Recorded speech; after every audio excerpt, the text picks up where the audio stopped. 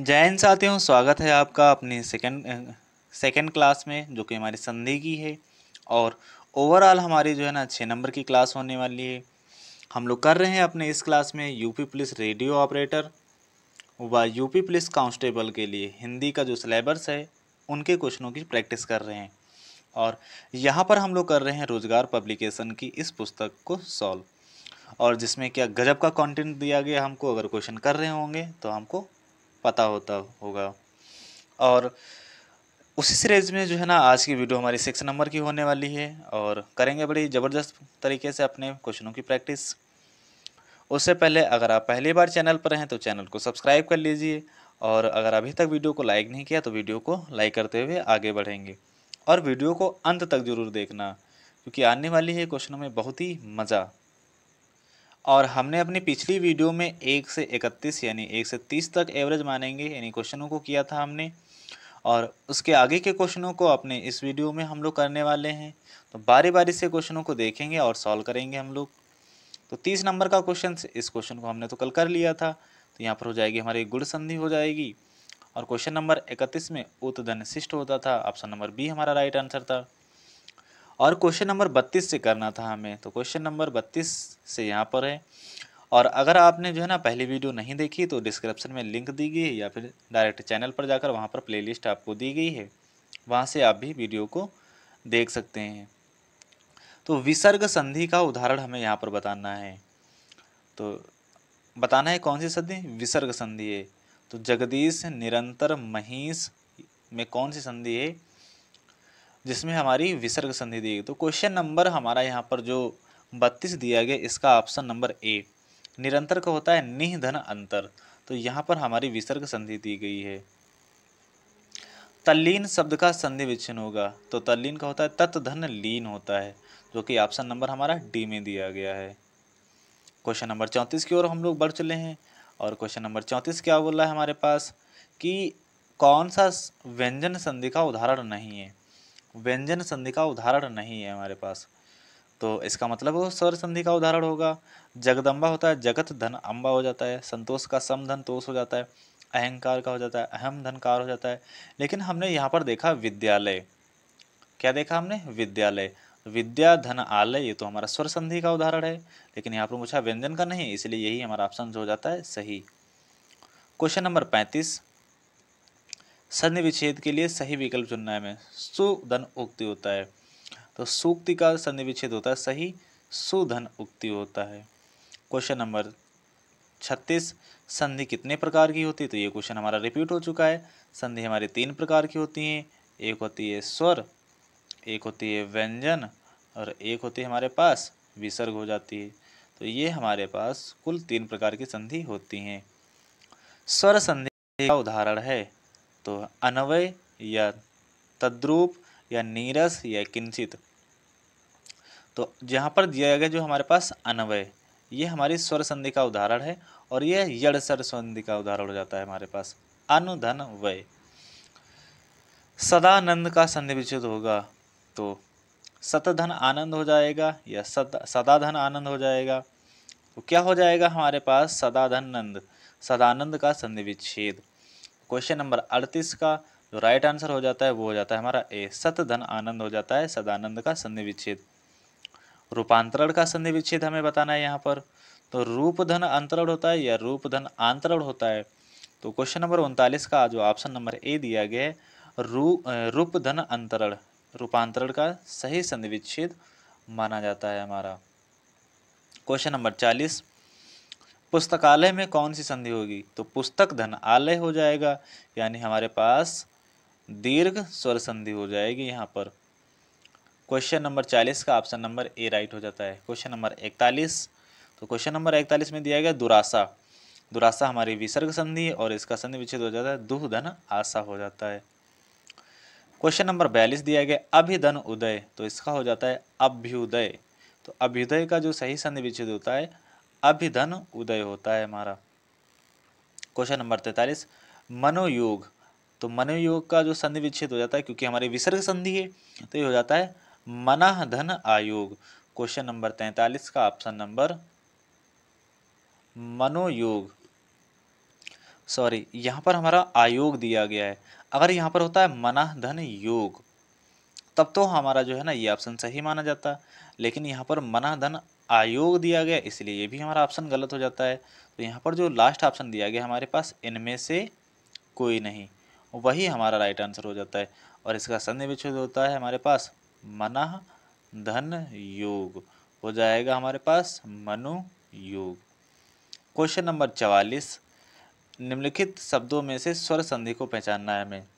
तो अभी हमने पढ़ा था कि जो पुस्तकालय है हमारी, दीर्घ स्वर संधि दी गई थी हमारे पास, तो यहाँ से पुस्तकालय हमारा राइट आंसर हो जाता है। क्वेश्चन नंबर हमारे पास 45 पर बढ़ते हैं हम लोग। और क्वेश्चन नंबर 45 हमसे बोला है कि पव धन अन को संधि युक्त करने पर क्या बनेगा। तो अगर पवन होता था पो धन अन, लेकिन जो पावन होता है वो होता है पव धन अन। तो यहाँ पर पावन का सही संधि विच्छेद हो जाता है पव धन अन। क्वेश्चन नंबर 45 का ऑप्शन नंबर हमारे पास बी बिल्कुल राइट हो जाता है। महोत्सव का संधि विच्छेद बताना है तो इसका हो जाता है महाधन उत्सव हो जाता है।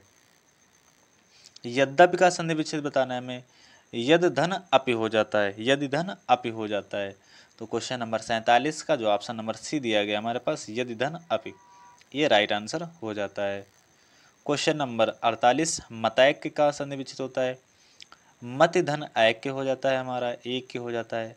और ये हमारा ऊपर दो मात्राएं दी गई हैं, तो जब भी ऊपर दो मात्राएं दी जाती है तो कौन सी संधि हो जाती है हमारे पास, तो वो हमारी हो जाती है हमेशा वृद्धि संधि हो जाती है। तिरस्कार का संधि विच्छेद क्या होता है हमारे पास, तो 49 का जो ऑप्शन नंबर बी दिया गया है तिरह धनकार, तिरस्कार का हो जाता है तिरह धनकार। और ये हमारी विसर्ग संधि का उदाहरण दिया गया है। अयादि संधि है हमें बताना है यहाँ पर, तो अयादि संधि का उदाहरण बताना है क्या होता है, उत धन योग, अप धन जा, तदा तथा धन एव, या नौ धन एक। तो यहाँ पर जो हमारे पास दिया गया है ऑप्शन नंबर डी, यही हमारी अयादि संधि का उदाहरण दिया गया है। आच्छादित का उचित विच्छेद निम्नलिखित में से कौन सा होगा। तो आच्छादित का जो होता है हमारे पास, वो ऑप्शन नंबर जो हमारा दिया गया सी वाला, आधन छादित। आच्छादित का हो जाता है आधन छादित। क्वेश्चन नंबर 52, कौन सा व्यंजन संधि का, व्यंजन संधि नहीं है हमें, व्यंजन संधि बताना है हमारे पास। तो उद्धरण, वागजाल, तद्धित, रसायन, ये भी हमारी व्यंजन संधि है, ये भी व्यंजन संधि, ये भी व्यंजन संधि। लेकिन जो रसायन दिया गया हमारे पास, ये हमारी दीर्घ संधि है, तो यही हमारे पास दीर्घ संधि बोले या दीर्घ स्वर संधि बोले। पितृ अनुमति का सही विच्छेद या संधि विच्छेद होगा। तो पितृधन, पित्रानुमति का हो जाता है पितृधन अनुमति हो जाता है, जो कि ऑप्शन नंबर ए में ही दिया गया है। और क्वेश्चन नंबर हमारे पास 54 दिया गया, धातु उष्मा में प्रयुक्त संधि है। तो धातु धन उष्मा होता है और यहाँ पर हमारी दीर्घ संधि है। क्वेश्चन नंबर 55, उच्छ्वास का सही संधि विच्छेद होता है। तो उत धन श्वास हो जाता है उच्छ्वास का हमारे पास। क्वेश्चन नंबर 56 दिया गया है, इसको भी बड़े ध्यान से पढ़ेंगे कि दीर्घ संधि, गुण संधि, वृद्धि संधि, यड़ संधि व अयादि संधि किस संधि के मूलभूत भेद के अंतर्गत सन्निहित हैं। तो हमें पता है कि ये स्वर संधि के भेद होते हैं। स्वर संधि हमारे 5 प्रकार की होती है, तो ये सब स्वर संधि के भेद हो जाते हैं हमारे पास। और यहाँ पर हमारे पास क्वेश्चन नंबर 57 आ चुका है और ये बोल रहा है कि निम्नलिखित में से कौन सा व्यंजन संधि का उदाहरण है। तो स्वर संधि और व्यंजन संधि होती है ना हमारे पास, तो सदैव होता है, मनोरथ होता है, या सदाचार होता है, या निर्गुण होता है। सदैव, सदा धन एव, ये तो हमारी हो गई वृद्धि संधि हो गई। मनोरथ का होता है मना धन रथ हो जाता है, ये तो विसर्ग संधि हो गई।